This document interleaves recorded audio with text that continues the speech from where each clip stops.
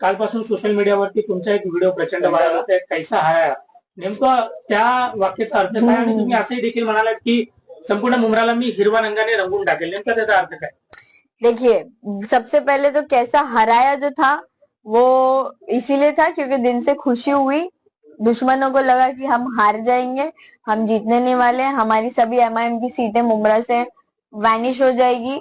लेकिन जबकि हमने कैंपेनिंग जिस तरीके से प्लान करी थी वो कैंपेनिंग को एग्जीक्यूट किया गया। एग्जीक्यूशन के बाद जब रिजल्ट आता है और आपका जैसा प्लान हुआ होता है उस तरीके से अगर आपको आपका रिजल्ट मिलता है तो बहुत दिल से खुशी होती है। और अल्हम्दुलिल्लाह वो खुशी जो थी उसका जाहिर करने का मेरा एक तरीका था और इसीलिए मैंने उनको ये जवाब में दिया है कि कैसा हराया। तो ये पूछना और बताना उनको जरूरी था कि उनको फील होना जरूरी है। उन्होंने एक बच्ची से डर कर जो हमारे पैनल के दूसरे उम्मीदवार थे तुतारी वाले उनकी सुनकर हमको टिकट ना देकर बहुत बड़ी भूल कर दी थी, तो वो भूल उनको याद दिलाना जरूरी था। पण तुम्ही तुमच्या भाषणामध्ये असं देखील म्हणता की संपूर्ण मुंब्रा येत्या काळामध्ये आम्ही हिरवा करून टाकू. नेमकं काय तुमच्या या भावना आहे? मेरे पार्टी का झंडा हरा है। अगर मेरे पार्टी का झंडा भगवा होता तो मैं ये बोलती कि भगवा करून टाकून बट वो नहीं था। ऑरेंज कलर का अनफॉर्चुनेटली नहीं है। एमआईएम का झंडा ग्रीन कलर का है तो ग्रीन कलर है तो ग्रीन बोला जाएगा। अब इसको उनकी पार्टी से ये जो भी चीजें आ रही है आप देखो, अच्छाई जब उभर के आती है ना तो उसकी टांग खींचने के लिए पीछे लोग लग जाते हैं। तो अब 3 दिन भी नहीं हुआ इलेक्शन जीतकर और इन्होंने धार्मिक राजनीति का गेम चालू कर दिया है। तो ये रिलीजियस पॉलिटिक्स जो है इनकी तरफ से किया जाता है, वही किया जा रहा है। जबकि मेरा जो स्टेटमेंट था वो पॉलिटिकल पार्टी लेवल पे था, प्योरली पार्टी लेवल का स्टेटमेंट था। उनके झंडे का कलर कुछ और है, मेरे झंडे का कलर कुछ और है, तो मैं मेरी पार्टी का ही प्रचार करूंगी। तो मैं बोलूंगी कि मैं चाहती हूँ कि मुंब्रा को हिरवा रंग में रंग दो।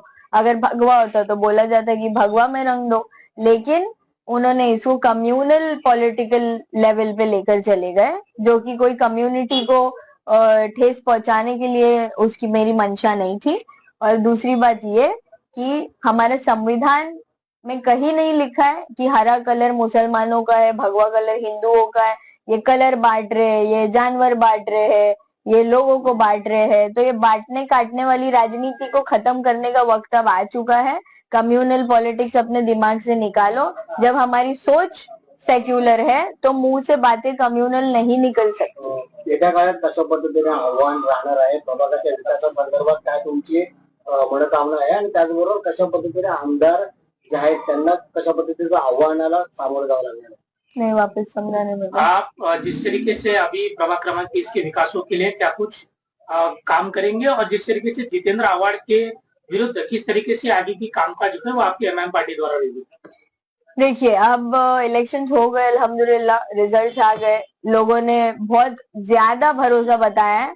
अब उस भरोसे को एग्जीक्यूशन में लाने की जरूरत है। हमारे जो भी वादे किए गए थे उसको काम करके उनको दिखाने की जरूरत है। तो हमने सबसे पहला काम जो मेरा स्टार्ट होने वाला है वो है आरटीई का काम। आरटीई की शुरुआत जो है वो कल से होने वाली है। आरटीई महाराष्ट्र गवर्नमेंट की एक ऐसी स्कीम है, राइट टू एजुकेशन, जो गरीब बच्चों के लिए महाराष्ट्र गवर्नमेंट ने स्टार्ट की है। उस स्कीम पे मैं पिछले 5 साल से मुंब्रा में काम करते आई हूँ। हमारी जब उस पार्टी में हम थे उसको इसका फायदा होता था, है ना। अब आज एमआईएम पार्टी का झंडा हम लेकर निकले हैं तो ये काम इस पार्टी के जरिए किया जाएगा। काम तो मैं ही कर रही हूँ, इसीलिए मैं बोलती हूँ कि पार्टी हमको डिफाइन नहीं करती कि तुम्हारे पीछे बैनर जो है तुम पार्टी को डिफाइन करते हो। इसीलिए अपने अंदर जो भी यूथ ये वीडियोस देख रहे हैं, आप लोगों को भी मेरा ये मैसेज है कि आगे आओ, आगे बढ़ चढ़कर आओ। यूथ की जो सोच है, हमारी जो सेक्युलर सोच है, हमको पता है कि देश को हमको कहाँ लेकर जाना है।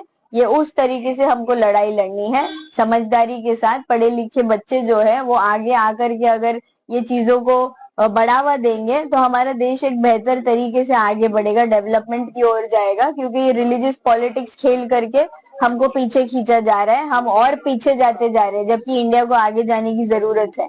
तो इसीलिए पार्टी लेवल पॉलिटिक्स पे रिलीजियस पॉलिटिक्स खेलना बंद करें। जो जैसा है उसको उसके तरीके से देखें और उसके बातों के पीछे का मकसद समझने की कोशिश करें। मेरी जो है वो सोच सेक्युलर है, मैं इस पार्टी में रहूं या मैं उस पार्टी में रहूं, इसीलिए सोच मैटर करती है।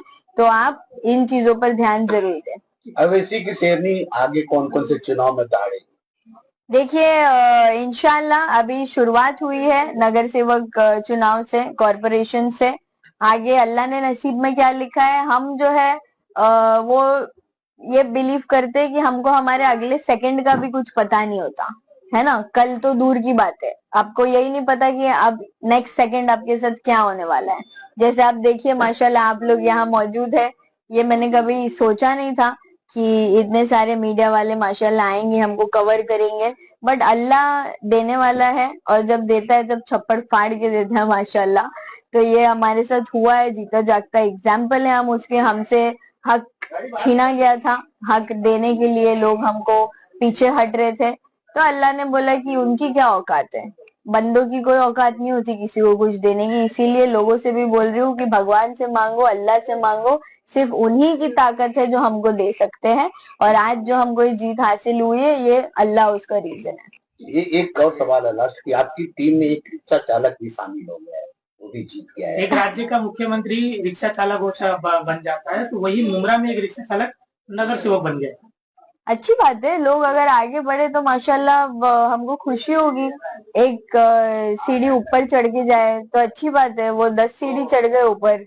हाँ वो आपकी पार्टी में ही जीत गया, एमआईएम से जीत ये गया। बहुत अच्छी बात है, मुझे खुशी है। वो चाहे रिक्शा वाला हो या चाय वाले हो, कहाँ कहाँ पहुंच रहे, तो फिर हमारे लोग क्यों पीछे रह जाएं।